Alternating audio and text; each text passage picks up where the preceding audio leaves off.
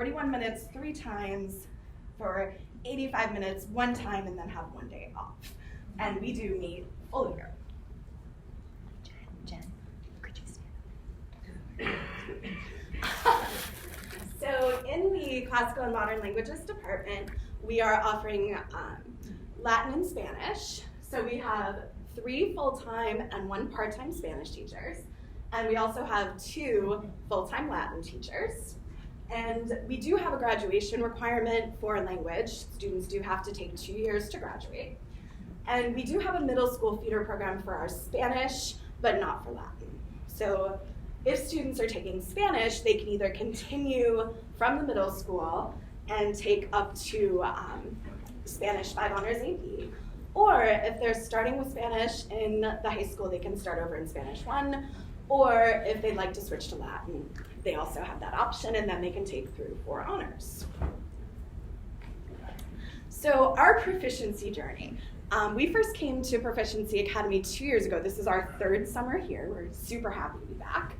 But one of the first changes that we made, because we're coming from a very, very traditional program and very grammar translation program. So one of the first changes we made was actually pre-Proficiency Academy. And in the modern languages, we switched to a skills-based grading system. And we did this in 2013. So what we did for Spanish, and at the time French, was we, instead of doing tests and quizzes and so on, we switched to having 5 skills: vocab and grammar, reading, listening, writing, and speaking, and then weighted each of those categories 20%.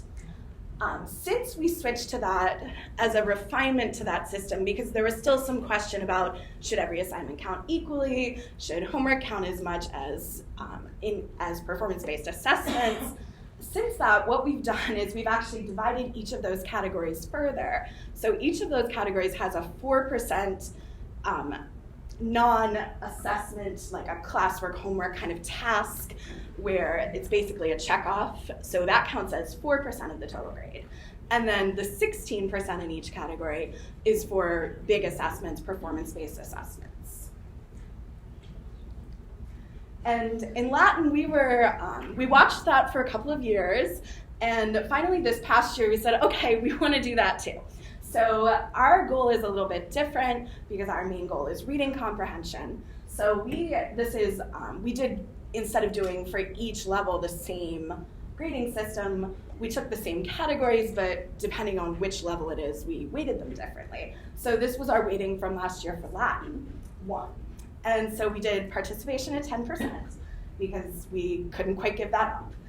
Then we did culture 10%, writing, speaking, and grammar, so productive language from the kids at 10%, which I know sounds very low to a modern language teacher, but that's versus having mostly grammar quizzes. So that's actually quite a big change. And then 20% vocabulary and derivatives, and 50% reading and listening comprehension, because again, that's the focus of our program. And in case you were wondering whether the kids liked this system as opposed to a more traditional homework, classwork, test, participation, quiz kind of system, we did do some data collection around it because, you know, everyone loves data. And based on our student surveys at the end of this year, the majority of our students in Latin did say they understood the system, they liked the system, they felt it was fair, they understood it, and that was what was really important to us.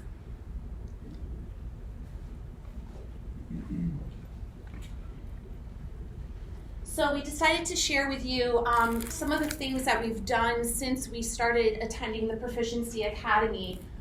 Year 1, we entitled Digestion, Reflection, and Action. So we established proficiency targets for standard level classes. We really examined ACTFLA's can-dos. And then we decided, based on feedback that we had been getting from our guidance department, we have a big attrition rate after Spanish 3, and students were frequently reporting that it was because the grammar got too hard. Mm-hmm. So what we decided to do was focus our proficiency efforts on our standard level classes. So we reviewed the curricula for Spanish 1 and 2 and established our non-negotiables with respect to content. And then we started to modify our common assessments. Because of the way in which we had already been grading in Spanish, our assessments reflected listening comprehension, reading comprehension, writing, and speaking. But we started to slowly extract more grammar and vocabulary and really turn that into either writing or speaking. We also began to work more with the interpersonal speaking assessments because we realized that's really where we were lacking. And then in the classrooms, we started to build our word walls, and we hung pathways to proficiency and proficiency level descriptor posters in our classroom. And that way there we had visual reminders to keep us focused, goal-oriented. And then our department head really worked hard to seek the administration support. We did a lot of pitching of the proficiency-based instruction and learning model. And in fact, we have become one of the leaders in the school that admin regularly refers to in terms of how we are grading, how we are assessing, and then also how we are conducting our classes, because the proficiency-based path really aligns itself to 21st century learning and skills. So here are some visual representations. Again, like I said, we started surrounding ourselves with different kinds of visual reminders to target language use and the can-do mindset for students as well. And again, as a reminder for ourselves in terms of what our goals are. Year 2, just keep swimming. We rewrote our unit outcomes and also lesson learning objectives as can-do statements. We had already had our learning objectives written, but they were written in very teacher-friendly language. So by using the can-do statements, it naturally came to more student-friendly language. We then took on Spanish 3 and 4 curricula and did the same thing where we reviewed it and established our non-negotiables with respect to content. We also began to redesign our course syllabi, again focusing on those standard level courses. And then we started to take more risks. And we really confronted our fears and, well, I don't know how this is going to work and all those doubts. And we really put the students first and really challenged our creativity. We started working more with comprehensible input for vocabulary. We also started focusing our student engagement activities on speaking, specifically interpersonal speaking, and started working harder to integrate more culture and authentic resources. And what a difference it made in terms of the levity within our classrooms and the enjoyment factor, not only for students, but for us, focusing on fun. And then we also further developed performance-based assessments and rubrics. So to give you a visual, all right, these are some of the can-do checkoff sheets, which we are going to begin to incorporate into student reflection. If anyone has found Canva yet, I have become fully enthralled with that program for visual designs. What's it called? Canva.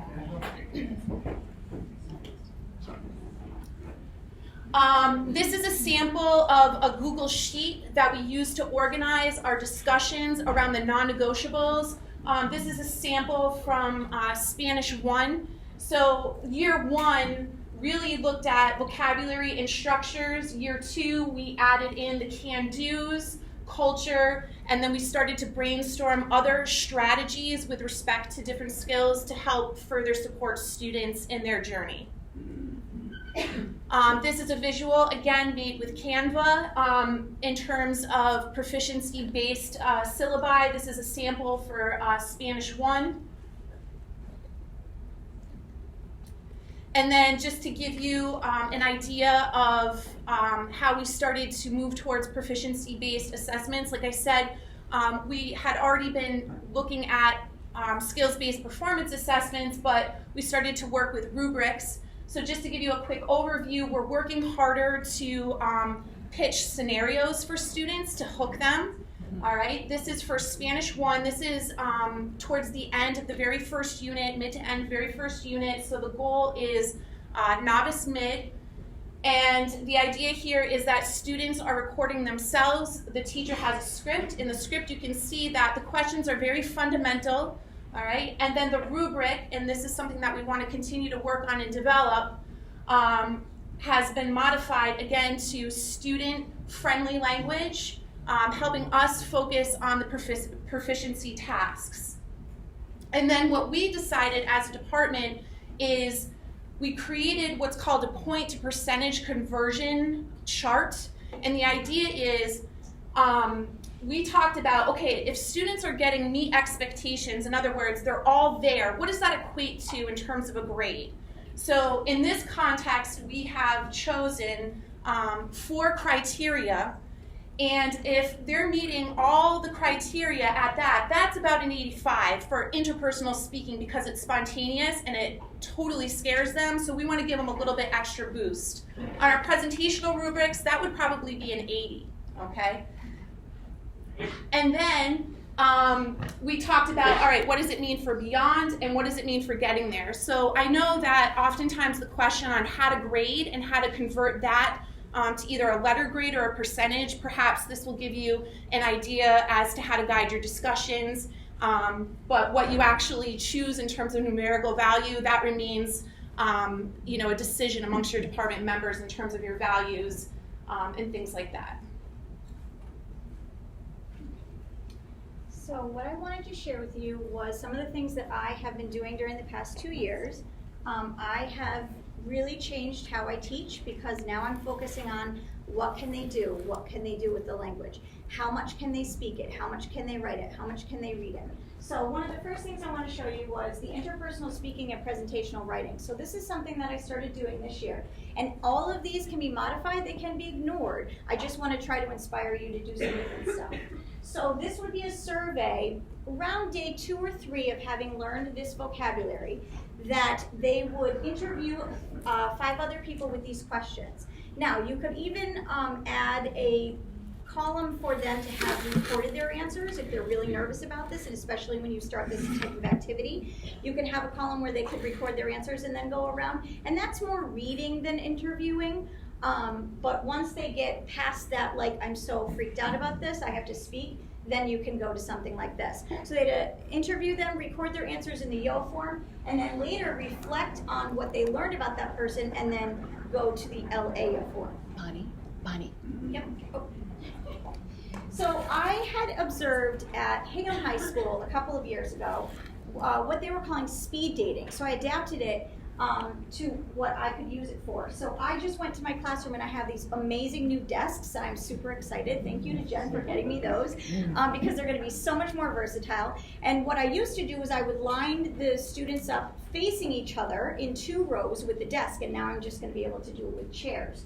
So what would happen was I would give them either a paper beforehand to record their answers to make them comfortable, or I would give them a paper beforehand but they couldn't write anything on it, or I even advanced to giving them questions on a slide or just a slide to discuss. So what they would do is get with a partner, and then I would deem 1 row to move 1 seat to the right after 1 to 2 minutes, depending on the activity.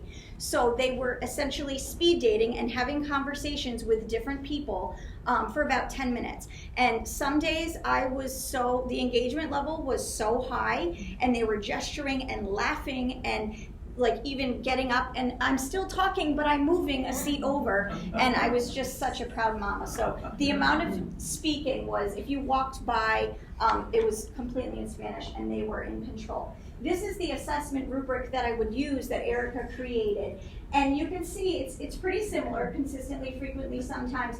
But just the 4 to the 3, it's not a 75, it's an 85. I know this is spontaneous. I know you have to think off the cuff, so I want to give you the credit for that.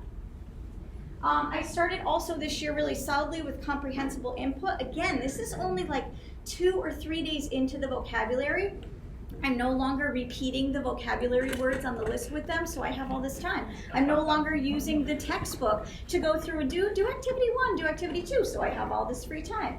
So I'm giving them questions according to a slide. Now this is an example of C or no questions, but if you looked at the vocabulary list that we had chosen, there is a plethora of vocabulary just in this slide that they are just being exposed to, and they are understanding me. And again, the level of engagement, hands in the air, it's really, really awesome.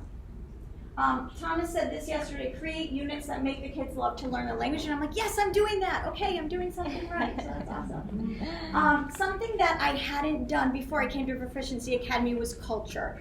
And so 2 years ago, I started Cultural Fridays. I used to give the kids, here's the cultural reading from the textbook, read it, hand it in, we never discussed it. Okay. So I started Cultural Fridays, and then this past year, I got very much into culture. I am borderline obsessed with Frida Kahlo. And so after I had done actually an Ofrenda project having to do with Dia de los Muertos in Coco, in October, they said, Senora, can we have another project? I'm like, I'm sorry, you want another project? Like, who asked for that? So I had each student choose a Frida Kahlo project or a Frida Kahlo work and paint it themselves, and then write a paper about, you know, what it was about and how it related to them and why they chose it. I built 30 easels. My husband and I built 30 easels, so when they came in that day, they all put their project on the easel, and we had a gallery and we had a discussion, and everyone was sharing, and it was crazy. So that was one of the highlights of my career. Another one is I started this 2 years ago as well, and this was from another PD integrated with a Proficiency Academy, getting them to speak.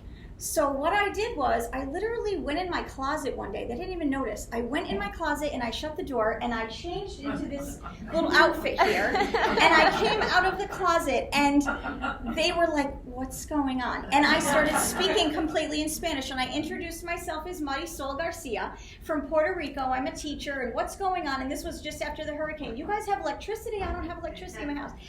And at first, just the confident ones were answering my questions, and then everyone really started. And I did it repeatedly, and I never admitted that it was me because I would always run to another room and change. And then when we get to the medical unit, I was standing outside the door, and I have scrubs and a stethoscope and a mask, and they all had an appointment that day. So they came in and they sat with me in my office, and we discussed their symptoms, and I diagnosed them and wrote them prescriptions. And then finally, one thing that I did for realia and just interpersonal writing and to give them real global experience was we started sponsoring Soyla from Guatemala as a class. So I collected just $2 from each of my 108 students. That totaled $216, which was exactly what I needed for a 6-month sponsorship. So we've been exchanging letters with her for just 6 months. I begin an Instagram so that they can see, because I intend to sponsor her till she's 18 years old. So they get that global contribution, they get that exposure to things that they don't see in their suburban life, and it's been extremely rewarding so far, so I intend to continue that.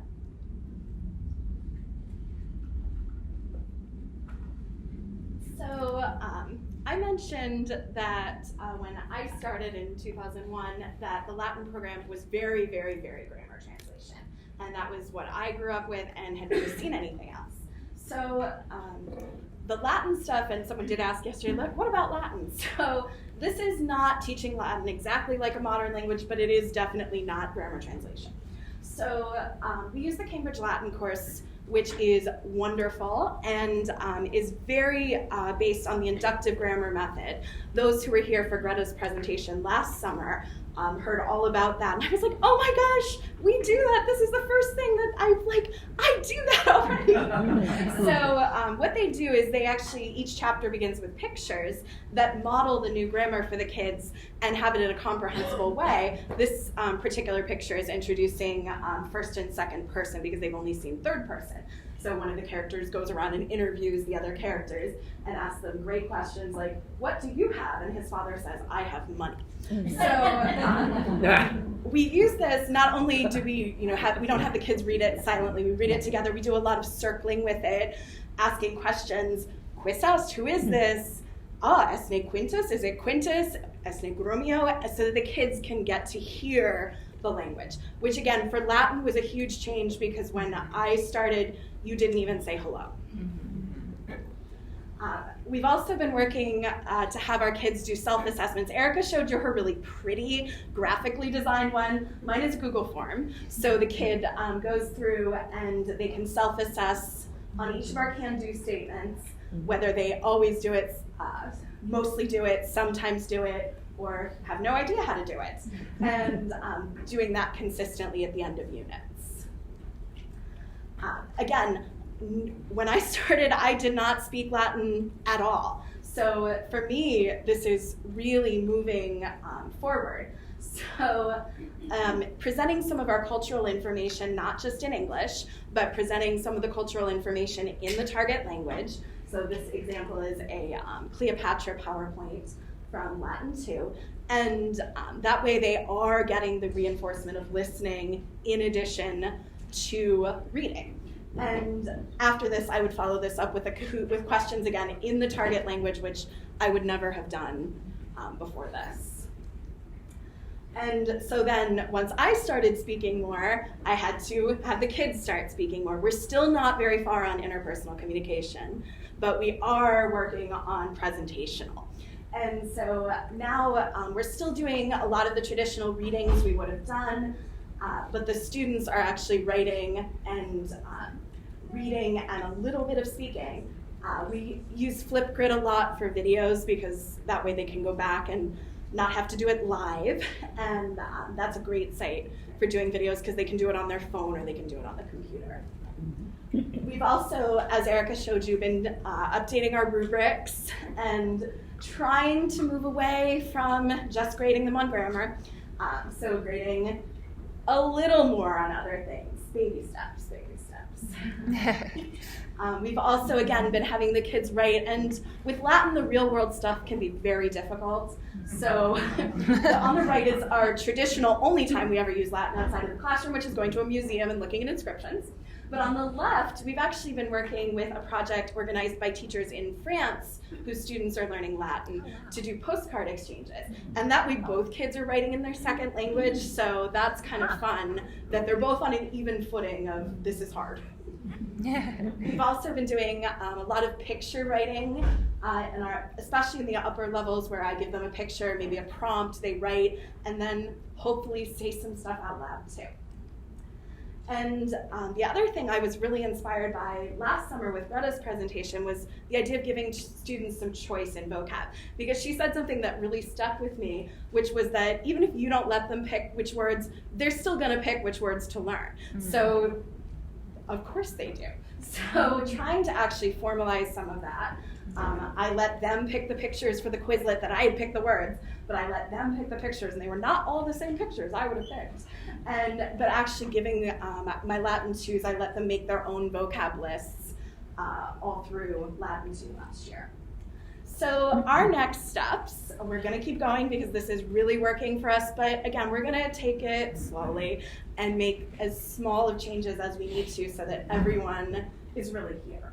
So we're going to work more on teaching the kids the actual proficiency lingo. We're looking maybe at our first 3 days of school this coming year to do some direct instruction on the proficiency levels because we haven't done that. We're going to keep working on our rubrics and our assessments. In Spanish, we're going to keep working on integrating culture and that letting go of that grammar, keeping it where it should be, but not having it be the focus. And helping the kids with the leveling up, how do I get to that next level? And we are planning to do the Seal of Biliteracy this coming year. So this will be on the recording or the PowerPoint that's we shared with you. These are some resources that we've found helpful. And again, our message that we would want anyone to take away is we started way back. I started even back further. And by taking one little step at a time, we have really been able to go forward. So Greta, forgive yourself, but don't excuse yourself, was something that resonated with us a lot. We are doing what we can when we can. And it must be time for questions.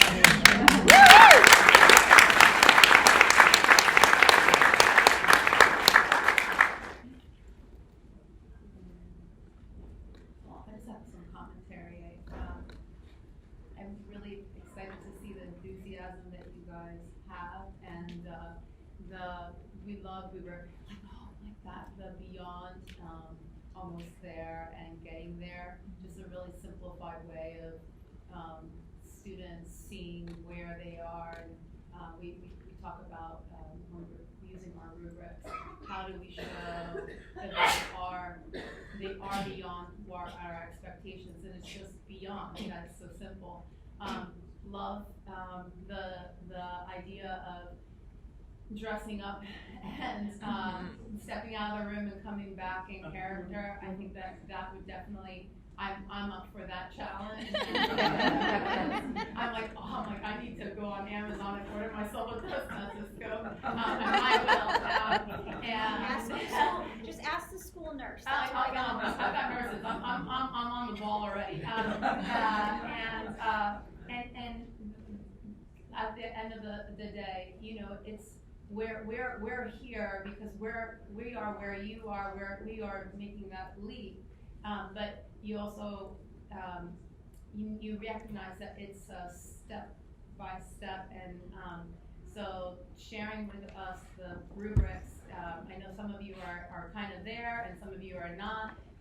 But it looks like you're in the right direction. So thank you. Thank you. Question. On the speed dating activity, you show a rubric where you were, for the grading part. How big is your class, first of all? They vary in size. So I had like a 18, I had a 20 something. So what I do is I go around and I kind of patrol. My question was going to be, how do you grade them individually? So you have to be. Who's talking, who isn't, who's in Spanish, who's diverse, who's English? Right, and so you have to, it takes practice, because I tell them, just because I'm standing here doesn't mean I'm not listening to you across the room. So it takes a lot of practice, and you just have to be, firm about it. But it is a participation, it's one of the 4%, so if you're off by a little bit, but as far as, if I look around the room and they're engaged in the conversation, and again, accuracy, you pull back, that's a 4 or a 3, and the majority would be getting 4s and 3s. If you're getting a 2, it's because your head is down and you're not really doing much. So it takes practice, but try it, because the engagement level is sensational. It's really amazing. Thank you. Up at the top. Student self-evaluation form. Can you hear me? Yes. No. Oh, for me? Everybody, yeah. Yep. Student self-evaluation form. Both of you use the Google form and. Oh, that was Erica. Yeah. Okay. After they fill it out, how do you can you give some feedback, things that have worked for student accountability? Do you conference with the students? Do you have a portfolio notebook or something? How do you support them if they're feeling like they're not there yet? Can you elaborate a little bit? Certainly. So the question is around the self-evaluation sheets, whether in the Google form or on the Canva one that I shared. So at this point, from my perspective, it was a way to acquaint students at the beginning of the unit with what the goals are, and at the end of the unit, at this point, again, we're in the initial steps of the process. At the end of the unit, just before the cumulative assessment, I give it to them and I have them reflect, and that way there too, it's a way to kind of bridge the expectations of the endless question, what's going to be on the assessment. So what we need to do is we need to develop and really start to, like you're suggesting, what do you do with that data? Off the top of my head, what I would be inclined to do is, if I was getting feedback that students really aren't comfortable in certain areas, I would be giving them more practice and or more instruction in those particular can-do statements. But the goal is, by the cumulative assessment, we've done enough practice in the class activities and on the formative assessments to have their confidence level be there and really feel empowered with those can-do statements. Did that give you? Yeah, thank you, because I've tried something similar with work unit, and then after their assessment in 2 different colors, and having us revisit what they thought off the com, but I don't know, I'm weak in that area because it fell flat, and you say, so then what do we do? How do we fix what they're not comfortable doing? Right. An idea that I'm pondering too is, with the overall performance level targets, to stop intermittently, not just with assessments, but overall big picture, step back. How are you doing with this? So, it's kind of like the big picture overall benchmark. You've got your unit can-dos, and then you've got your lesson can-dos. So we're still working to develop those types of activities and supports as well. One last, I tried something last quarter where I actually conferenced with them in the middle and had my own teaching console form. And so, kind of like that, but at the top it was a really thing. And then they had the area to improve on after I conference. That took a lot of time, but it was worth it because my goal was, X% gets a meets. We're on the county they receive meets, partially either.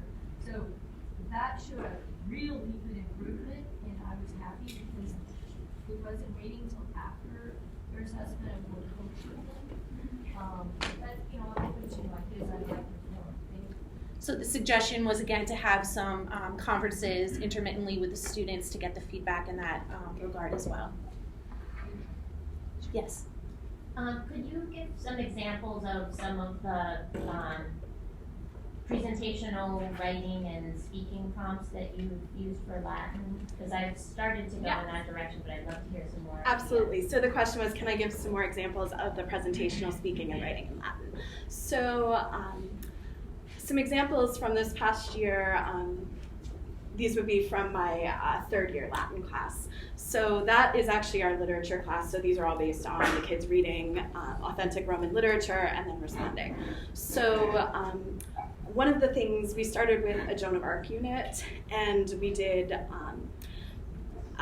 the kids took apart like one of the people from that historical time, and we did a new trial, and they each had to write and then present their evidence from their point of view about Joan of Arc. So what did they know about Joan?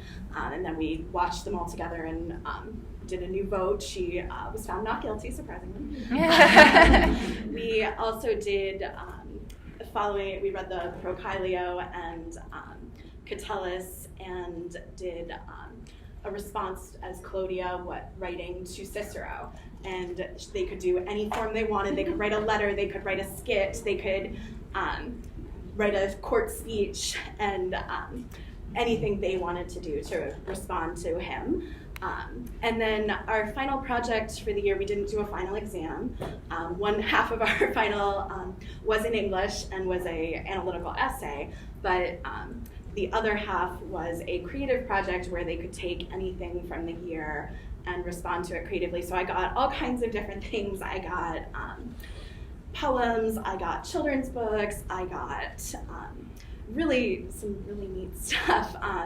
The photo that I showed was one of the Clodia projects, and Clodia, and that was a kid who decided to write a curse tablet. So she actually videoed herself making her curse tablet against Cicero.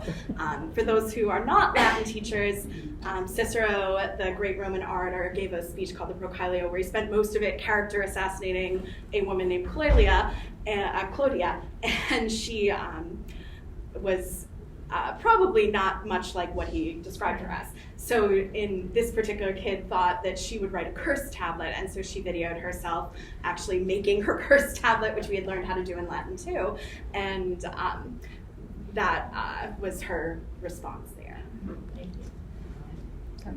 out of time. Yeah, I'm sorry, we're out of time.